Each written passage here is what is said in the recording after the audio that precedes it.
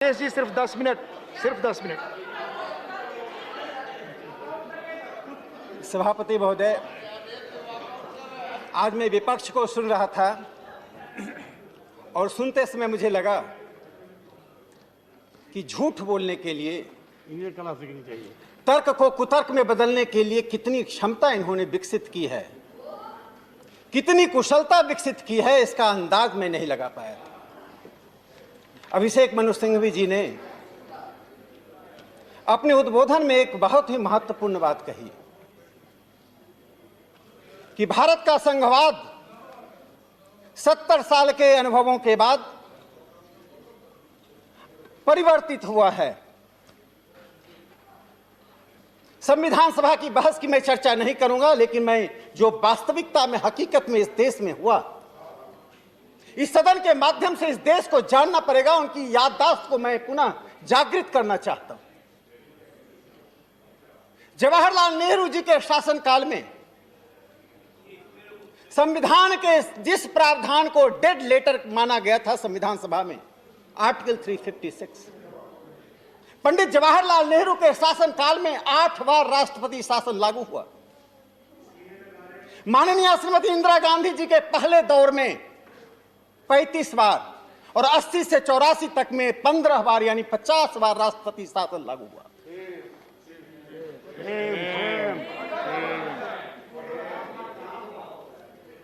नरसिम्हा राव जी के शासनकाल में और मनमोहन सिंह जी के शासनकाल में 12 और 11 बार राष्ट्रपति शासन लागू हुआ। राजीव गांधी जी के शासनकाल में 6 बार राष्ट्रपति शासन लागू हुआ। अपवाद में सिर्फ लाल बहादुर शास्त्री हैं, जिनके शासनकाल में सिर्फ 1 बार राष्ट्रपति शासन लागू हुआ। जिस देश में चुनी हुई सरकारों को आप दूध में मक्खी की तरह निकाल कर फेंकते रहे और इस सदन में बैठकर आप लोकतंत्र का प्रवचन कर रहे हैं। मैं उस मुद्दे पर नहीं बोलना चाहता हूं अधिक। मैं दूसरा प्रश्न उठाना चाहता हूं। क्या था? कृपया बैठकर।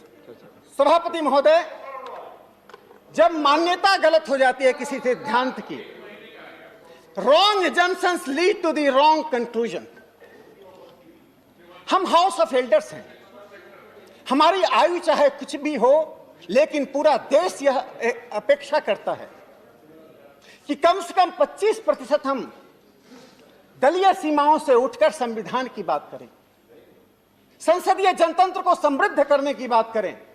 देश हमसे अपेक्षा नहीं करता है कि उन मुद्दों पर जो राष्ट्रीय हित का मुद्दा है, जो दूरगामी रूप में कोई नहीं जानता कि 25 साल बाद दिल्ली में किसकी सरकार होगी, कोई नहीं जानता कि दिल्ली में जहां केजरीवाल साहब हैं वहां किसकी सरकार होगी। लोकतंत्र में कोई भविष्यवाणी नहीं कर सकता। यह देश तो रहेगा, बाबा साहब अम्बेडकर का संविधान रहेगा। मैं उस मान्यता की बात करना चाहता हूं।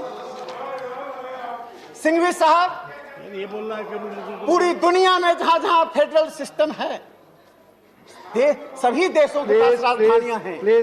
प्लीज बैठ। ऑस्ट्रेलिया की राजधानी कैनबरा से लेकर अमेरिका की राजधानी वाशिंगटन, नाइजीरिया की राजधानी अबुजा, इथियोपिया, बेल्जियम, आप किस देश का नाम लेना चाहते हैं? इन सभी देशों की राजधानियों को 2 भाग में हम बांटते हैं, एक फेडरल डिस्ट्रिक्ट, दूसरा एक नेशनल कैपिटल टेरिटरी। ऑस्ट्रेलिया की राजधानी में जो सरकार है उस पर कॉमनवेल्थ की सरकार, कांग्रेस का की जो कानून है वो प्रिवेल करता है। वाशिंगटन डीसी, उसके पास तो अमेरिकन कांग्रेस में अपने प्रतिनिधि को भेजने तक का अधिकार नहीं। दिल्ली को तो 7 सांसद सदन में पहुंचते हैं। संजय सिंह जी उसी दिल्ली से राज्यसभा में आए। मैं एक प्रोफेसर रेखा सक्सेना के फेडरलिज्म पर जो एक अथॉरिटी है, उन्होंने दिल्ली को सब स्टेट कहा है। यह राज्य नहीं, सब स्टेट है। अब तक हमने कॉन्स्टिट्यूशनल मोरालिटी की बात कही, हमने डेमोक्रेटिक मोरालिटी की बात कही, लेकिन कोऑपरेटिव फेडरलिज्म के लिए उन दोनों से अधिक महत्वपूर्ण जुरिडिक्शनल मोरालिटी होती है। यदि जुरिडिक्शनल मॉरलिटी का उल्लंघन हुआ तो लोकतंत्र तो दूर रहा, फेडरलिज्म नहीं चल सकता है। अलग अलग सरकारें अलग अलग राज्यों में अलग अलग समयों में बनती हैं, यही डेमोक्रेसी का, लोकतंत्र का वैशिष्ट्य है। और आने वाले जनादेश को स्वीकार करना, सहनशीलता के साथ सहर्ष स्वीकार करना हमारा कर्तव्य है। माननीय जगत प्रकाश नड्डा जी ने हस्तक्षेप करते हुए क्या कहा?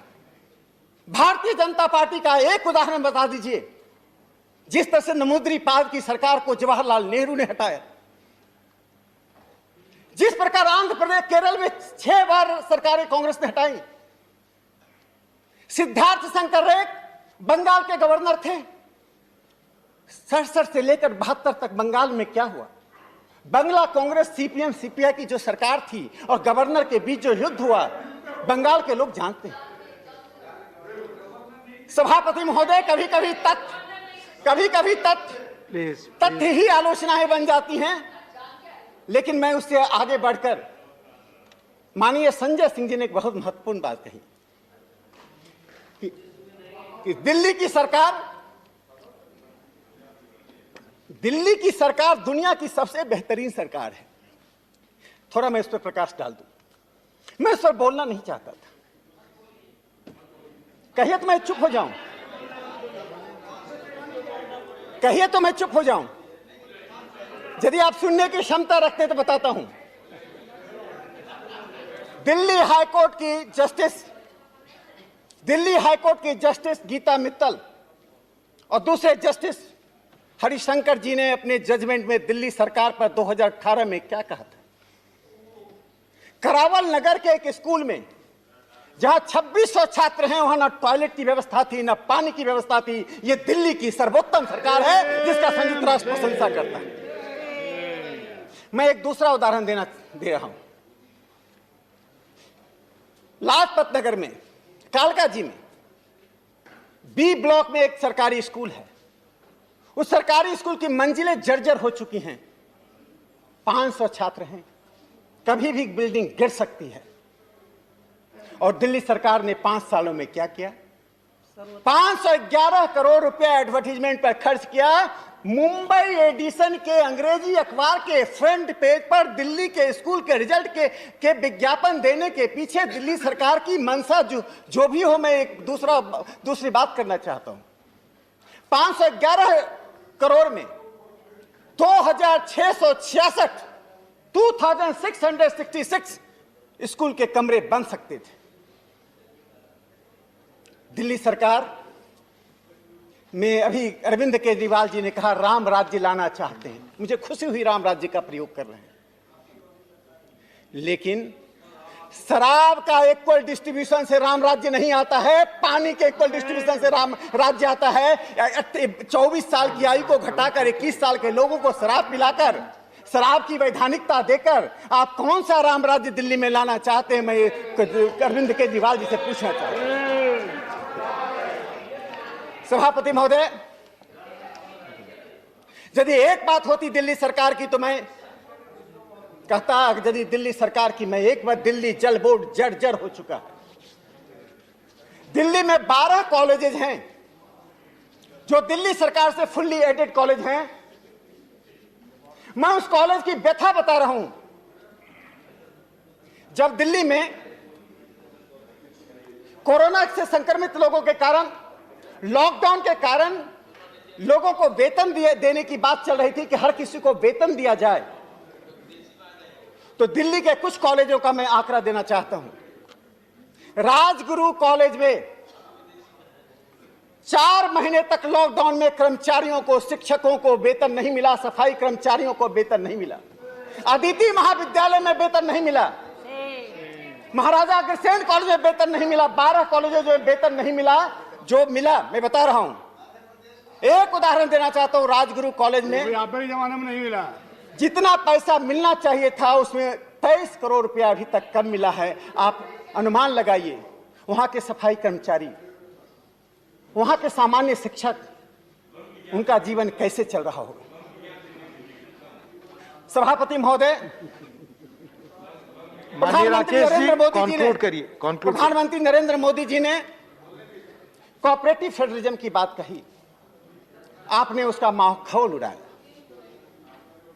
देखिए, हमारे झूठ बोलने से तथ्य नहीं बदलता है।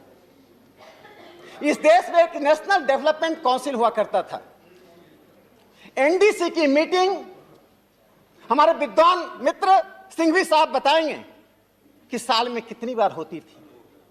एनडीसी की मीटिंग में मुख्यमंत्री इकट्ठा होते थे और सभी मुख्यमंत्रियों के बीच में प्रधानमंत्री और कुछ मुख्यमंत्रियों का भाषण होता था, इंटरेक्शन नहीं होता था। प्रधानमंत्री नरेंद्र मोदी जी के 6 साल के शासनकाल में मुख्यमंत्रियों के साथ जो संवाद हुआ है,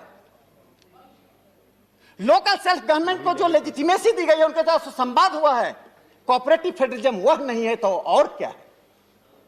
माननीय राकेश जी, बस मैं कंक्लूड कर रहा हूं। मैं विपक्ष को इतना ही कहना चाहता हूं कि राष्ट्रीय राजधानी की दिल्ली यह देश की अस्मिता का प्रतीक है। महाराष्ट्र, पंजाब, बंगाल, असम, पूर्वोत्तर सभी लोग यहां आते हैं। दुनिया के सभी भागों से लोग यहां आते हैं। हम दिल्ली सरकार के अधिकार को नहीं छीन रहे हैं। हम दिल्ली सरकार के अधिकारों में कटौती नहीं कर रहे हैं।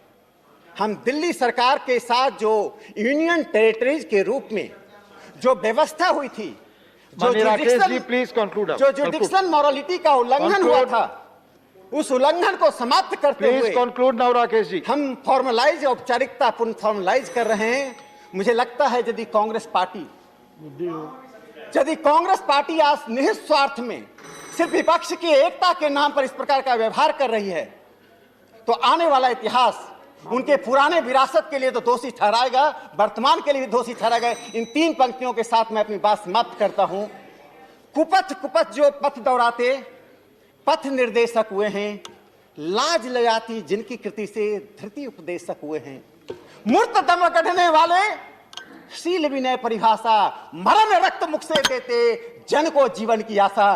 दिल्ली की दंगा का इंजीनियरिंग करने वाले लोग आज हमें पंथ निरपेक्षता, लोकतंत्र और संघवाद का उपदेश देते हैं, तो मुझे हंसी आती है। कृपया ऐसा ना करें, इतिहास आपको माफ नहीं करेगा। धन्यवाद। धन्यवाद। माननीय मंत्री जी का जवाब।